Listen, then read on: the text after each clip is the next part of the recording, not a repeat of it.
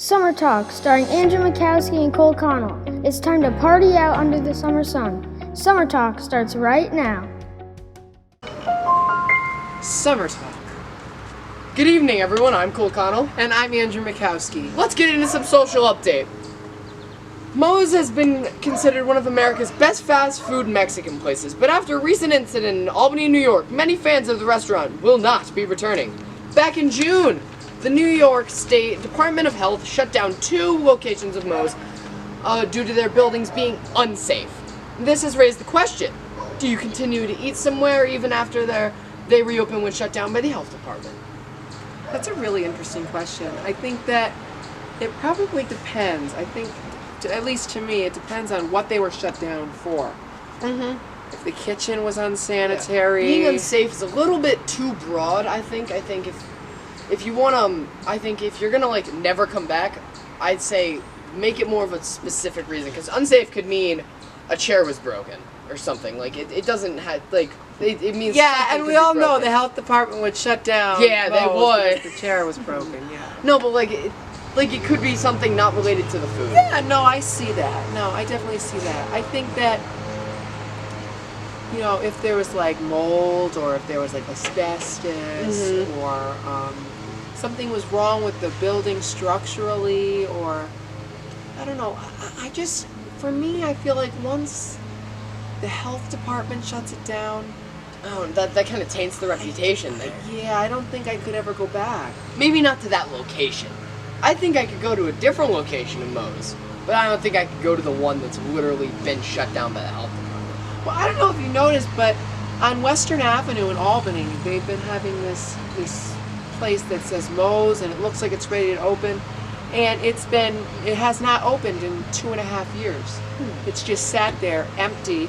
I mean, the inside looks like it's ready to go. The stations are ready. The tables are set. The machines for the soda are ready to go. But it's just been sitting there, vacant. Nothing, no operations have been taking place in there, and it's been sitting there 2.5 years. That's interesting. So I feel like there's some little scandal going on here in Albany with these Moe's. Why hasn't it opened? Yeah, why?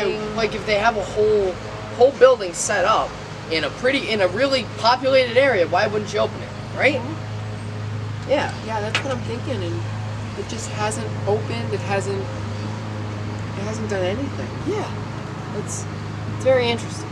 Yeah, so I think here at Summer Talk, we're going to keep you posted. We're going to reach out to the people that run that, are in charge of that property, and we're going to see if we can get you any information on that. But moving on to another topic, Cole knows this topic all too well. When it comes to children, many parents choose to have their children play with their siblings until it goes wrong.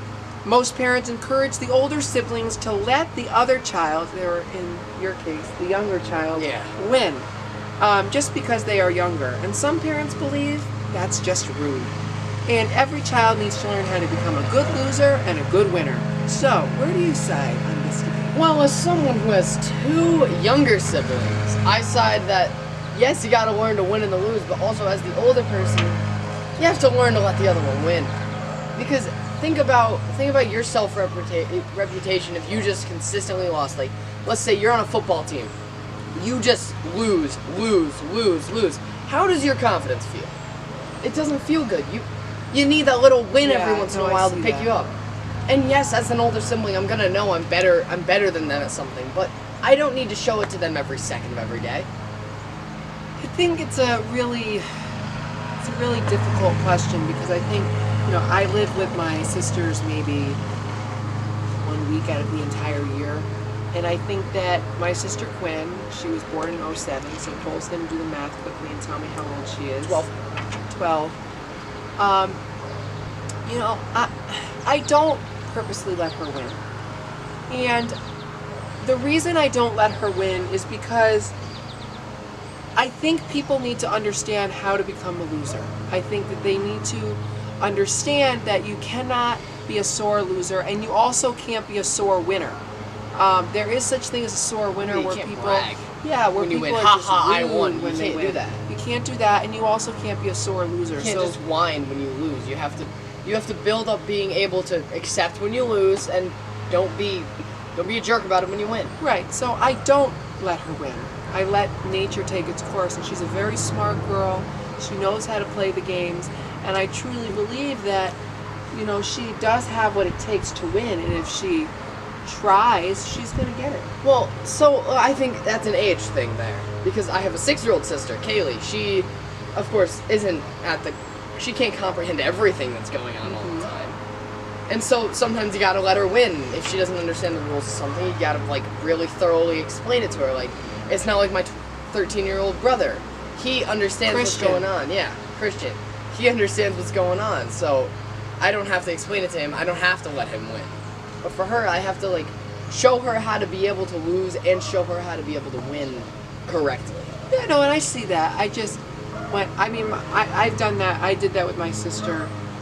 I didn't just let my sister win, even when she was younger, like when she was first born and stuff like that. I never did that because I just feel like it instills false hope in them, and I just don't like that. If they didn't win, they didn't win, and they have to learn how to deal with that from a very young age. And I think that it's they've parented her that way, and she's grown up. She's 12 now, and she's on the basketball team. She's a little point guard.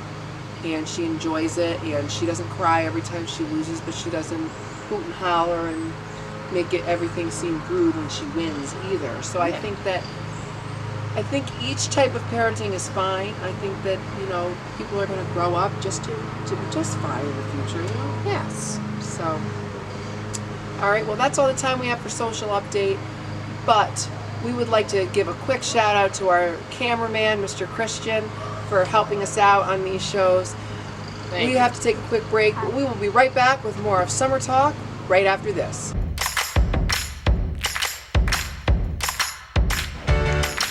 Wednesday on Summer Talk, we've got Social Update that's bringing the heat with our TV and entertainment version of Social Update. Plus, we've got one of America's favorite games, Two Truths and a Lie, Summer Talk Wednesday. Hello everyone, and welcome back to Summer Talk. We've got one of Hollywood's biggest peeps around the country. Oh, stop. And this is Mr. Josh Mullin of Josh's podcast, but it's called Posh's Jodcast. Thank Woo! Yeah. Gotta get the name right. Welcome to Summer Talk. Cheers. Honored to be here. Good. You should be. We're very excited to have you. Thank you. Cole, Yeah. ask Mr. Mullin a question. So, is Posh's Jodcast coming back for season 2? Of course. In fact, the way that Posh Jodcast works doesn't really have seasons. It's kind of just like All the time? bam, bam, bam all the time. Yeah, but yeah, so I guess sure. there's It'll season run 2. into next. Yeah. It'll run longer. Yes. All right. Are there any notable guests that you've got coming up? Notable guests I've got coming up. The way the guests usually work, I just get them like the week before. So I have ideas of notable guests I'd like to ask, but I won't share those names until because I don't want to false advertise. Right. No, that makes sense. Yeah. So, is there anything you're looking to change about Posh's Jodcast? That's a great question, Andrew. I've been trying to figure out how to work segments in, like little like games and such. But we haven't. Me and the creative team over at Posh Jodcast haven't really worked out all the kinks yet. Yeah. So, I was on the podcast back in June, Yep. and I had a lot of fun on the podcast. But Thank you. tell everybody at home, what was your favorite moment of my time on the podcast? Of our time on the podcast, my favorite moment was, I think it was, this is part of the part that we lost in the audio. Uh-oh. But I said, we were talking about you auditioning for Survivor. Oh, right. said- Yeah, I remember this. And I said, are you gonna work out for Survivor? You said, no. Yeah, no, I ain't gonna work out. You're not gonna work out for Survivor. No! That seems like an Here's important my part. thing.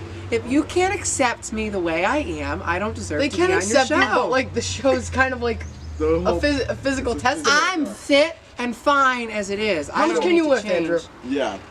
I don't know off the top Exactly. of my head. I can lift. All right. So Josh, I have a question for Sure. you. who was your favorite guest? Oh. Or like most memorable recording that you had on Most Posh's memorable Jodcast? recording on Posh's Jodcast. Katie Walters. That was a good one. I liked that. That was a good one. That was a good one. That's one of my favorites.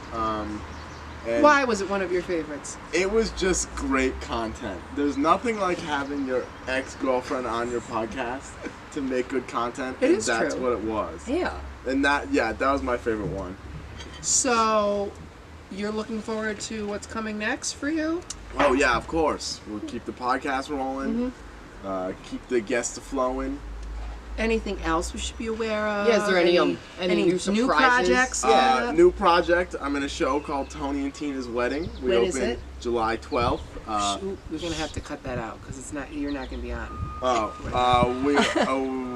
When does it end? It ends July 28th. Oh yes, we can advertise Okay, that. so it's every weekend in July, Friday, Saturday, Sunday. Where is it? The Colony Elks. You can find Colony, New information York. at consortiumactors.com. That is CONST. No wait, CONSO. Well, we're gonna put a link on my Instagram at Fred is we'll home do that. for that. Fred is home. But Josh, you Yes, made sir. it. You came. Yeah. Did you enjoy yourself? Oh, of course. I love the team over here at SummerTalk. All right, Truly good. the finest. We have to take a quick break, but don't forget to tune in to Posh's Jodcast, which airs when? Wednesdays On Apple Music. on Apple Podcasts, Spotify. We're on TuneIn. We're on Podomatic. We're on Google. You're everywhere. You think of it, Google, he's there. Yeah. So Yeah. listen to Posh's Jodcast. We have to take a quick break, but there's still more of Summer Talk coming up right after this.